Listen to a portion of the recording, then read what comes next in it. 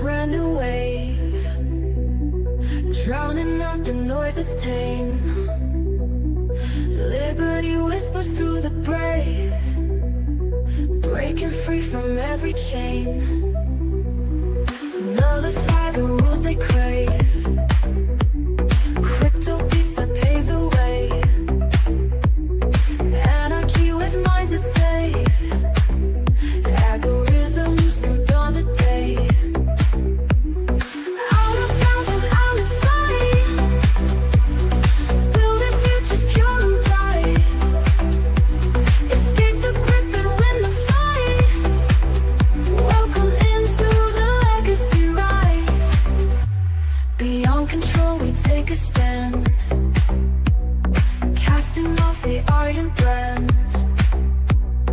Freedom flowing through our hands, revolution's our command. Decentralize the way we plan, all together we expand. Breaking shackles for the clan, in this journey we're unpanned. Out of bounds and out of sight, building futures pure and bright. Escape the grip and win the fight. Welcome into the legacy right.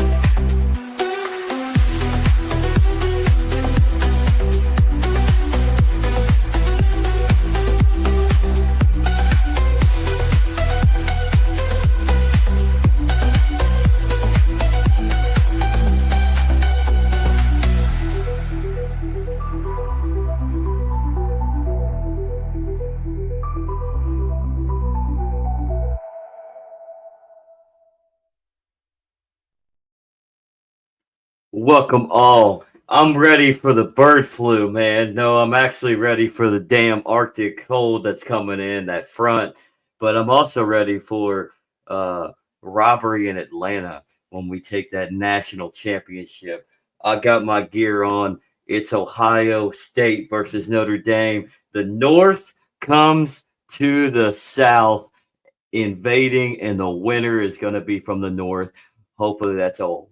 That is the old Buckeyes from the state of the Psyop, Ohio. OH. I am the legacy of Jennifer and Kaiser. And I got Andrew Joseph with me, and we're going to do something a little bit different. I'm Zachary Kaiser. Once again, we're back at it for another Monday. So happy Monday, Andrew. So what are we going to do a little differently here? Well, I'm going to be experiencing some blowback by way of snow here in a couple hours. So, yeah, it's going to be a good time. But we are going to be having a good time ourselves because we're going to go over one of our, legacy videos, so to speak. Amen. Amen to that. Yeah, it's time to take it back. Let's backtrack, and we're going to give you a little bit of a blast of the past. So we look a little younger in this, man. You look a little chubbier in this one.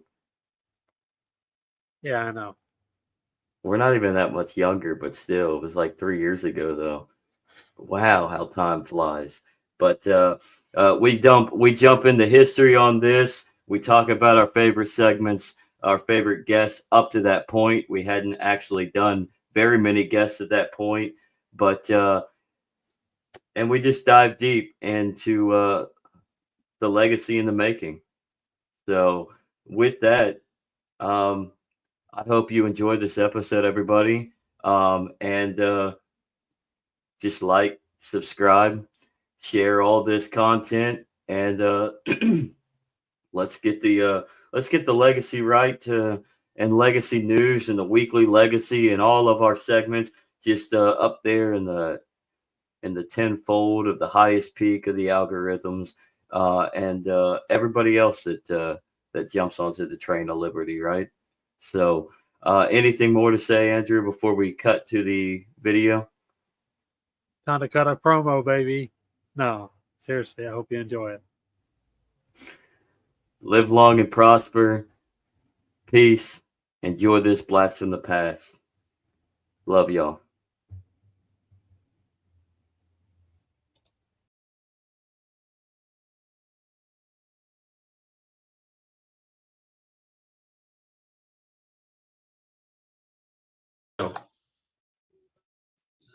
Okay, so we thought there was something a little different this weekend.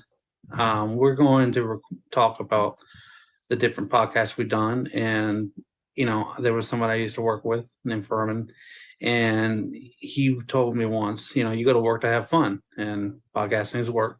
So we're going to talk about all the fun we had here at a podcast between Sal the Agorist and Ezra on Liberty, and everything else we've done.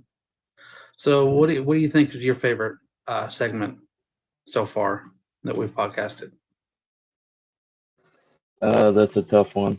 Um, I'm very enamored with the young Ezra and the wisdom that he obviously has beyond his years, Yeah, and how embraced he is with his structure of what liberty is all about. So we disagree on certain aspects. Obviously, you and me both want to disregard the political scheme, but what I love about it is he got to learn something, we got to learn more, and we got to have a discussion. I mean, we even went as far as going deep into the reaches of history, yeah, and why too much government, too much regulation, too much policing power, and too much forgetfulness of what we as individuals have can lead to so much atrocity and tyranny. And I mean, it was amazing discussion. It was awesome to hear his perspective, especially as young that he is. I don't know his actual age, obviously, but like I said, wise beyond your years, and enamored with the roots of liberty, and the pathway that we have to take in order to achieve full yeah, blown liberty. And I love that he's very open to the agorist ideals in practice, but he's still holding on to that element that maybe maybe a little bit of government to a certain extent on a more localized level could be the path that we choose in order to finally break away from the state altogether. So yeah, maybe we need a New Hampshire. yeah, Who knows? And that's what I gather. Maybe we need the free state of New Hampshire, and then through that we can counter that government Well, with the market. Roger Ver, that's where he first learned about Bitcoin was a Free State Project. Mm-hmm. So even in the seeds of that very minimalistic perspective Mm-hmm. through the strength of anarchy through the financial system. Speaking of financial systems, I think one of my favorite personal points of reference for specifically for our podcast, not for the YouTube channel, but for our podcast, would be the legendary promo you cut on the history of the financial system in Europe. I mean, that thing, you went for like, what, 15, 20 minutes, just straight dropping knowledge. You know, you're I very wouldn't informed on that matter. I wouldn't say I was dropping knowledge. It's just more just reading and taking certain segments. I wasn't giving you the whole history. I mean, when It it all was comes pretty down, steep, is what I'm saying. well, yeah, but I mean, when it all comes down to it, I mean, I hear murmurs, I read off of message boards and even Twitter or whatever, so any form of social media. I mean, Yeah, and you always hear about the families. You always hear yeah, about the matter of the number 13, and there are 13 major families throughout the history for the last few centuries that are enamored within the political structure of the world, specifically Europe, and total domination within the financial sector. But when it comes to it, the other 12 are meaningless. They're trivial. yeah, And I've studied and read about the Rothschilds. I've watched documentaries pertaining towards the Rothschilds. yeah, I am enamored to the whole dichotomy of what the Napoleonic Wars, or the Wars of the Coalition is what it's really termed. The Wars of the Coalitions against Napoleon's France, after the French Revolution, what the French Revolution, what the stakes of the French Revolution brought to the table. The fact of the matter is if you look into history, into the late Enlightenment era of the latter half of the 18th century, the French Revolution, it takes its roots towards the success of the American version of their revolution, which is more, honestly, which was more of a civil war and a fight to divorce from Great Britain, create our own nation. The French weren't that. The French were remove the hierarchy, remove the heretical. I think I said that right. Yeah, the heretical absolute monarchy, and basically give the power to the people. But what does that actually look like? The French Revolution could be very comparable towards what the 1917 Russian Revolution, and then consequential civil wars of 1918 to 1922 was. It was, I mean, it was a socialist movement, and through that brought about Napoleon, who took advantage and rose to the ranks within the French army, successfully achieved power, reunified France, became king, coronated himself the emperor of the French, and the story goes from there. I mean, the consolidation that he brings, even though he himself was a tyrant, the whole idea around the coalition was France was essentially controlled by Rome because they were still relatively Catholic, and but yet the true superpower was Great Britain for other means, more status, political, and economical, naval growth of Britain throughout the last century, and so Rome needed to contain Napoleon. The other Catholic monarchies needed to contain Napoleon. Napoleon was consolidating power in France. Napoleon essentially freed Spain from Catholic monarchy for the time being. Actually, it was his brother or brother-in-law that was installed as the Spanish king. He did some good things with Germany, consolidating the former Holy Roman Empire that collapsed, and reforming the many principalities and duchies and different states, and unifying them, and what would eventually become the German Empire under Bismarck, and Bismarck's role as prime minister with Prussia. I mean, so the rise of the Roman Empire began with Napoleon, or Roman Empire, excuse me. The rise of the German Empire, the Prussian-bound empire, which again took elements of socialism as well with Bismarck, began with Napoleon. He was changing the order of Europe, and the order of Europe was Great Britain at the forefront of the financial and economic structure, and Rome still lagging away with a tad bit of some control, because most of the other monarchies were still attached to the Catholicist regime of the day. Spain at one point, Austro-Hungarian Empire, etc., etc. You had the Russians that were moving in, so the order was shifting, and Napoleon was at the forefront of that, and the family, the Rothschilds, who essentially consolidated their own influence, their own power within England with the setup of the Bank of England, was waning. So they took advantage of the coalition war. They funded these coalitions.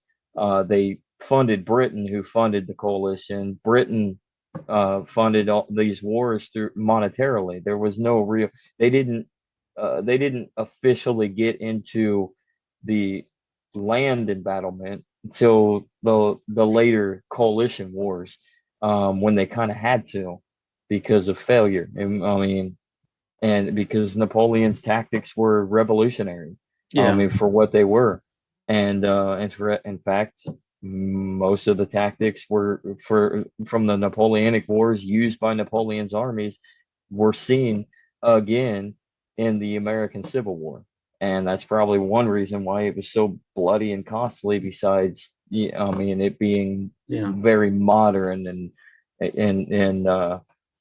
trying to utilize the concepts of old with modern technology is going to be very stupid. You're going to cause a lot Yeah. of death, destruction.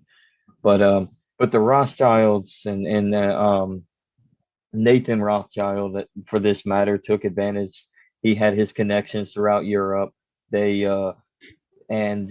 gathered their connections, their influence, their finances. They imploded the banks. They and as the value of each asset depleted and everybody began to sell off, they took advantage. They bought it all. Yeah. The Battle of Waterloo. I mean, the Rothschilds had their agents, their spies, um, got the intel first to them that Wellington had defeated Napoleon, Yeah. well before the British public would know, and so they kept this a secret.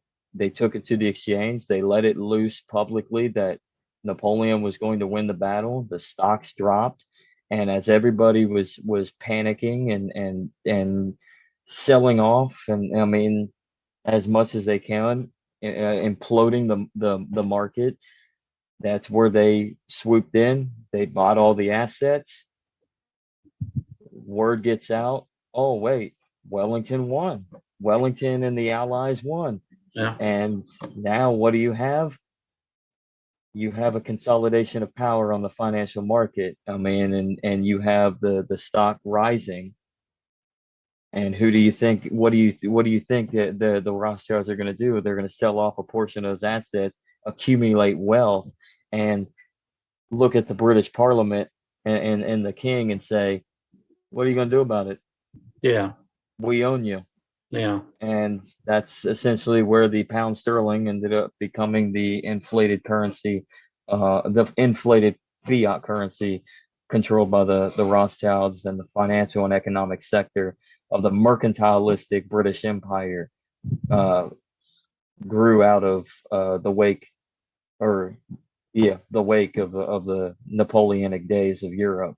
And from that point on, Britain, because of the backing of the Bank of England and the Rothschild influence, the consolidation of power, their empire flourished.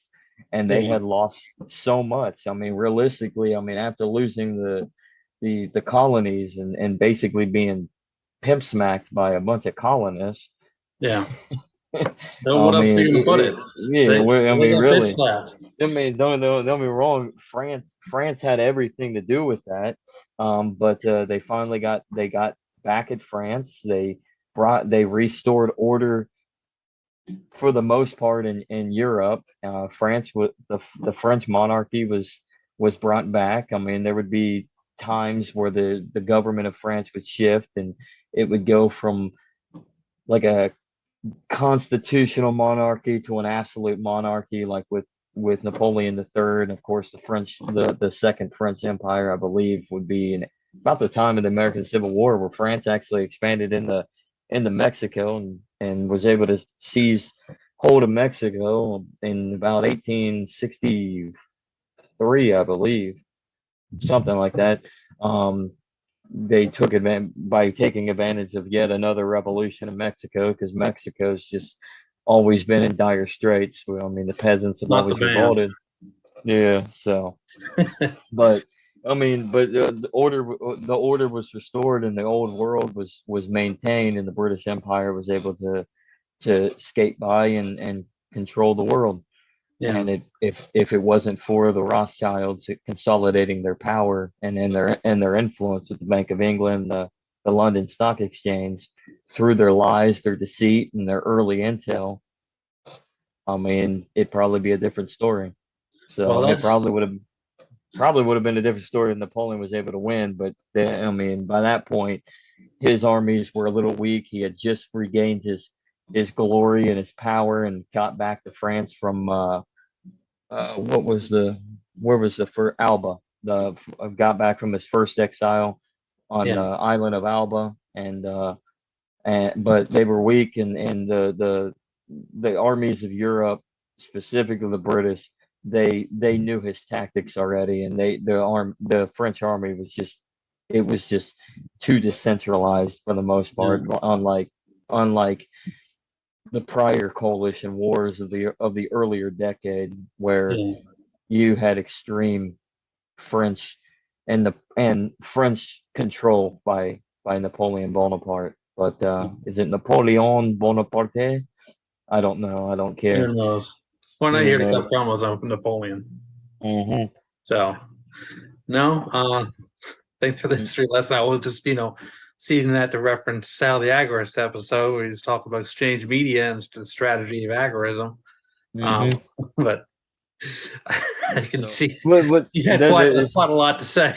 hmm that's where it goes. Like back to Sal and his exchange to media. I mean, Yeah. that was essentially what the Rothschild family did. What Nathan Rothschild did was he utilized the Battle of Wellington, or the Battle of Waterloo, the Duke of Wellington's victory, as a means of total domination of the financial sector, and creating a world reserve controlled by one family. Quicksand, And financial yeah, quicksand, drawing exa- everybody in and being hmm forced to capitulate to their power, their financial strength and power. yeah. And most of Europe, I mean, all business in Europe was done by the pound sterling. Yeah. The provinces, territories of the British Empire, pound sterling. The I mean, all business was conducted. It all started with Britain. It's like the dollar and the Federal Reserve in the 20th century, and that's where things changed because the British Empire was waning, and especially after World War One hit, and then definitely after World War Two. But the whole point of the Federal Reserve set up in 1913 was the realization that something was going to hit big, whether artificially created or not. The Balkans were imploding. Yeah. World War One was going to happen regardless of some. I mean, the bankers were gearing up. They needed a new superpower. They needed a new medium of exchange, a new currency reserve, and a new global superpower that could consolidate and reach the peak of all. And what better than the rising economic global power since their world stage takeover, Debut. beating the Spanish, beating the piss out of the Spanish in 8 months, out of Cuba, taking being handed the Philippines. Of course, they would have their own issues for about 10 years about fighting the Filipino revolutionary guerrilla fighters. Yep, guess what? Yeah, we got our asses. We always get our asses kicked in the jungle. Yeah. Whether it's the Philippines in Welcome the to the jungle, 1900s, baby. yeah, welcome to the jungle. Whether it's taking over the French when the French gave us Vietnam, essentially. I mean, Indochina. I mean, it doesn't matter. We get our asses kicked by guerrilla fighters. We can't fight wars. We never have been able to fight. We got our asses kicked during the Indian Wars. Ever heard of the Yeah. Battle of Little Bighorn? Of course. Yeah. Yeah, the Seventh Cavalry Division was slaughtered. And Yeah. no, it wasn't because they forgot the Gatling. Custer said, "Fuck the Gatling guns." First off, he left half of his artillery so they could move faster. They did leave the Gatling guns because it's heavy.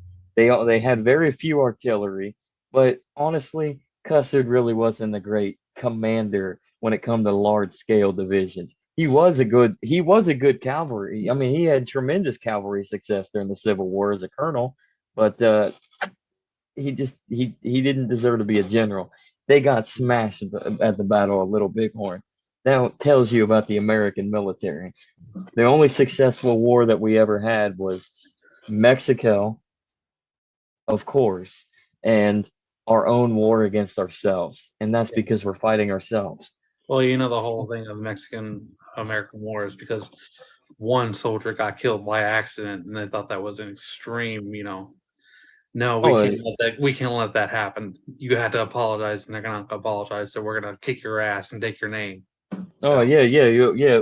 Finally, the reason that going to that point, the reason for that excursion that occurred and that one soldier dying was Texas one finally got their soldier led to one a huge war war. Yeah. over Well, nothing. I mean, I mean, yeah. obviously, Yeah, well, I but mean, Polk was very expansionist. He believed in manifest destiny. Texas was vying for annexation since they won their independence. They finally were able to get annexed and brought into the Union in about 1845. And but there was a dispute with the border. Now Texas and the United States now demanded that the border with Mexico was the Rio Grande. The Mexicans said, no, hold up. No, we're not giving you this much swath of land. I believe, what was the river's name just to the north? The Natchez, I believe. I might be butchering the name. But I anyways, don't the know. I don't Mexican, speak Italian. yeah, I don't speak Italian either. That's an inside So joke between me and him. yeah, Sorry. yeah. So but so Mexico basically said, well, we're going to go maintain our border. They crossed the Rio Grande where the Americans look out. I'm like, oh shit, we're being attacked. Next thing you know, firing a gunfight ensues. One soldier on the American side dies. I don't know how many Mexican soldiers were probably gunned down. I'm quite sure there was more Mexicans dead. I'm sorry, but there were Mexicans dead. But one American soldier, the fact that the Mexicans crossed the disputed Rio Grande because they disputed the border, and next thing you know, Congress declares war, and we're starting a blockade in the Gulf of Mexico. And Winfield Scott comes up. Well, actually, his strategy was brilliant. And he would utilize it. He would utilize the Anaconda strategy as the Secretary of what was he? Was he the Secretary of the Navy, I or don't was he know. this? I forget. You've But always been anyways, good with history, yeah, like this kind of yeah. thing. I've always So, think it was but he would, interesting, yeah, important. essentially he would use the same Anaconda strategy for the blockade of the South during the Civil War. But and it was basically and it was almost like an island hopping scheme. And of course, you had you would have your invasion force to the north coming from the north and the northeast into Mexico and the southwest, and eventually into Mexico, California, Arizona, to northern what is now northern Mexico. And you would have the blockade of the Gulf of Mexico, the naval landing, the amphibious assault on the Gulf of Mexico, the Yucatan coast, and then they would go from there. And it was essentially like almost like island. They would go from one city to the next, like as they're laying siege. But one soldier in a border dispute, and that Yeah, led to one soldier's death, and then a president and a war hawking Congress that has this manifest destiny notion that we have to expand westward towards the Pacific, led to a war with Mexico, who we were going to defeat, even if, I mean, they didn't have the military might or the resources that the United States had. yeah.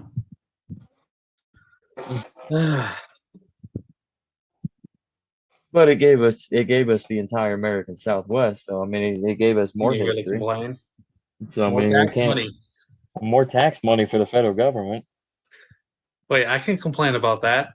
Yeah, I mean, so that goes to show, like, the fact is this rising from Mexico to coming out unscathed and reunited after the Civil War and Reconstruction, to the incoming surgence into the world stage with the Spanish American War, and then of course the global economic impact of our capitalistic influence with stateside, the innovation of our capitalism, which obviously you could argue if it was capitalism anyways, Yeah. It was more Hey, corporate. there's not a free Yeah. market in money. There's not a free market, so it wasn't really. It's just a flavor of socialism.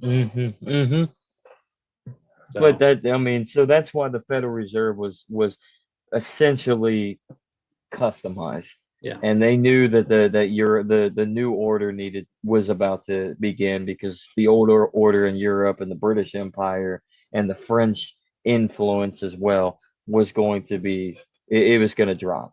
So they knew the Great War was going to occur. They probably most assuredly artificially began the Great War at an earlier time, but there was going to be war in Europe, whether it was going to be 1914, or if it would have started in 1920. It was going to start within a decade, since the inception of the Federal Reserve, uh, that was negotiated in secret on Jekyll Island in 1908. see, this is why agorism is important. It's because when the state has complete monopoly on money supply, they can launch a military operation whenever they want to. Mm-hmm. And they don't even have to do it directly. They can do it covertly, like they're doing in Serbia or where Ukraine right now. Sorry, not Serbia, Ukraine.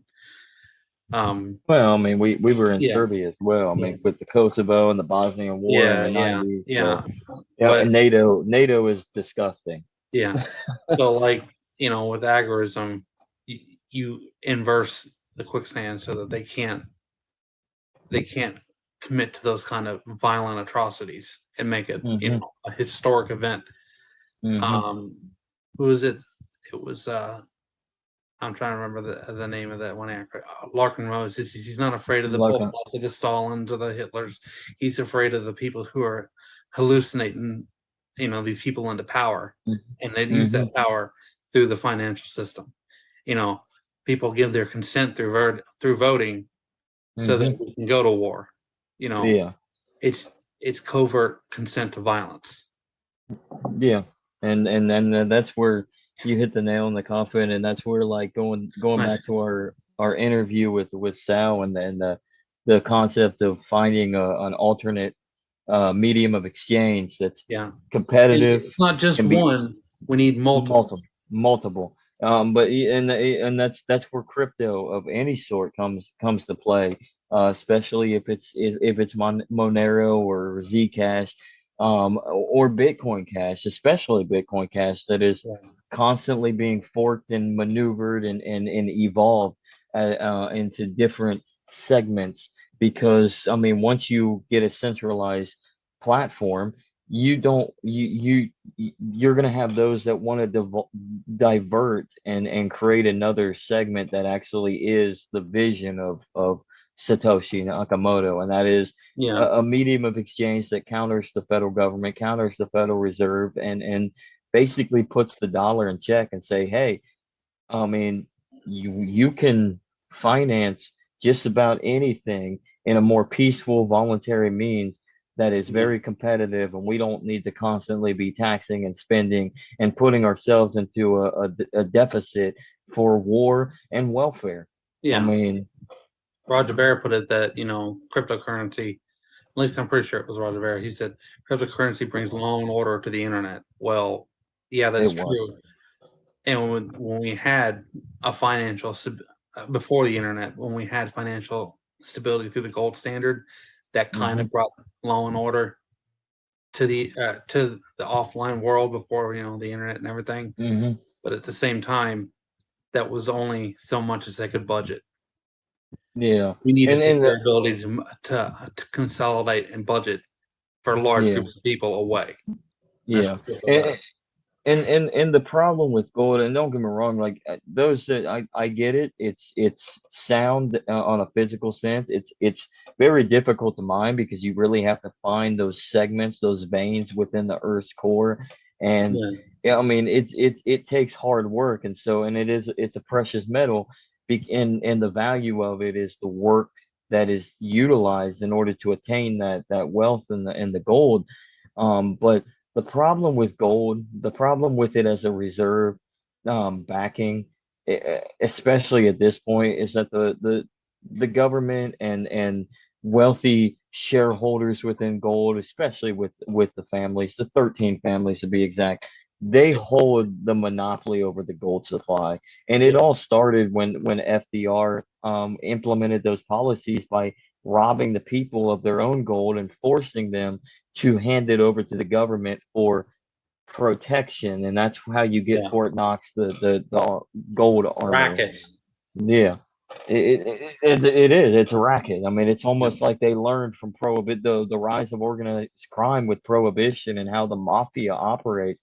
Though it wasn't the mafia at that point, how the mafia operates. They took that segment. They took this Machiavellian idea Strategy. yeah, and they created a racket. They stole from the people and they consolidated the power and the influence, and so that's where gold cannot be the reserve that we fall back on. Yeah. I mean, it's great to hold on to your own, to have your own holdings in gold. That's fantastic. I'm all for it. Competition is key. If you don't want to get into crypto, utilize gold, utilize fucking bottle caps for all I care. I don't care. Anything can be of value as long as you perceive it to be value, and as long as somebody's going to take it as a form of exchange for that product. If you can get people to voluntarily agree, Yeah. cool. That's awesome. I mean, you could fucking have dry cow patties as your exchange. I don't care. Anything's better than a Federal Reserve note. That's why I'd rather prefer to use Dogecoin to buy movie tickets than a Federal Reserve note. Even though Dogecoin obviously was a joke and it's very inflationary, so I mean it drops and it rises with it doesn't inflate as quickly as the dollar does because yeah. we already have a central bank digital currency. They're just creating a different name for it. Yeah. So but I mean that's basically it. Like that's the whole brilliance of the crypto market is you have multiple sources, Dogecoin, even Dragon Coin, Disney's thing. I mean, it's not. They're not owned by Disney. It was it was an experiment that started Disney. Yeah. I don't want to get in trouble with that one. They're very Yeah. particular about that. So.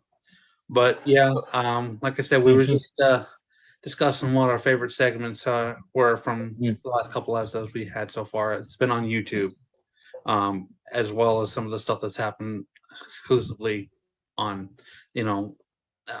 Anchor. Sorry. So, but I don't know. Hopefully, we can have a good program continuing to develop with everybody, and we have guests. And we appreciate everybody that listened. So don't miss next week, regardless of your opinion. We will be going over with the author of Pullout, Man, Mutiny, and Modern Life. Yeah. Arvin Vahora. So we are in the works of that. And honestly, I'm really hoping that I can get in contact with some. I'm planning on this week calling them back, but I'm really hoping I can get with the communication director Thomas Massey, because I think that would be really cool. Get a politician's perspective, even though we're anti-political. I mean, I like Massey. Honestly, I mean, I just don't agree with the pathway of going into politics. So if we can make that happen, dude, I mean, it means it's a step forward. So, but first, Arvin, and we were originally gonna have him on this week, but we ended up deciding to do a shorter segment because shit happens. So we just weren't on the same page. Yeah. So, and some scheduling conflicts came in, and we had to postpone. So, or Andrew had to postpone.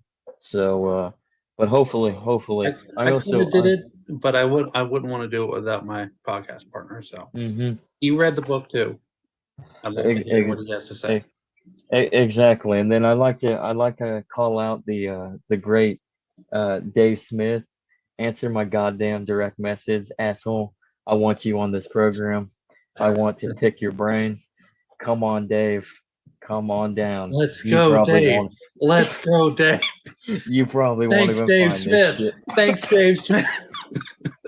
You probably won't even find this on YouTube or anything, but you know what? If you do, you know what? Everybody tweet this. Tweet to anybody that follows me or Andrew. Retweet this when this gets posted, and retweet it directly to Dave Smith and tell him to go straight to the end because I'm calling him out. Yeah. I want, yeah. What is it? Well, yeah. Why privatize the parks to kick out all the homeless? Why, Dave? What is your problem with homeless people? It's not their fault that they're home. Well, maybe it is their fault a little bit, but they chose that way, Yeah. didn't they? Or did the federal government or the state governments choose it for them with this godforsaken Federal Reserve and these Federal Reserve notes? Yeah. Well, thanks for joining us. Like I said, this has been a short segment this week. Check us out on Hunter Biden's Crack House on Telegram, at AI Conan 9 on Twitter.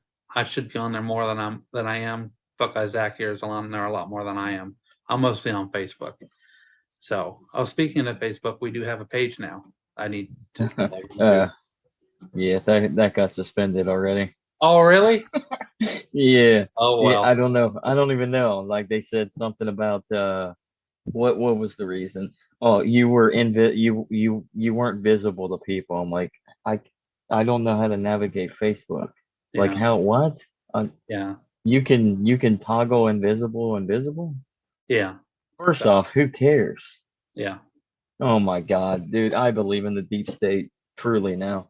Yeah. No. It's a CIA. Facebook is a CIA operation. Yeah. And Twitter is the KGB. Yeah. Or is What's it the handle FBI? on Twitter there?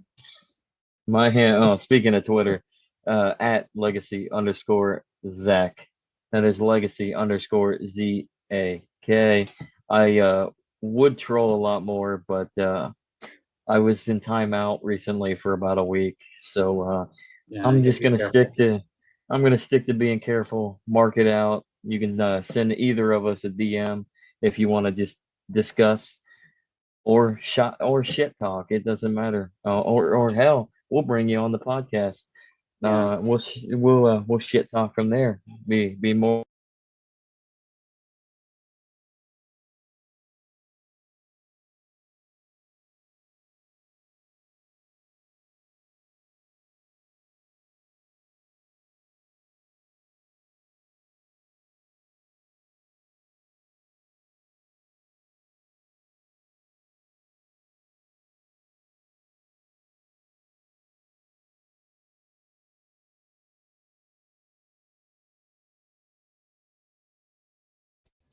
I was muted. That was me and Andrew from 3 years ago. I hope you enjoyed that. Other than that, have yourself a wonderful Monday evening. And Trump just got inaugurated by the time this airs. So what do you think about that? And where do we go from there? Is he going to pardon Ross?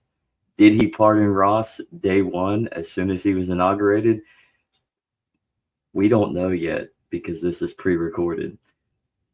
So, but love you all. I am the legacy of Jennifer and Kaiser. Andrew Joseph, share this content and live long and prosper. Peace.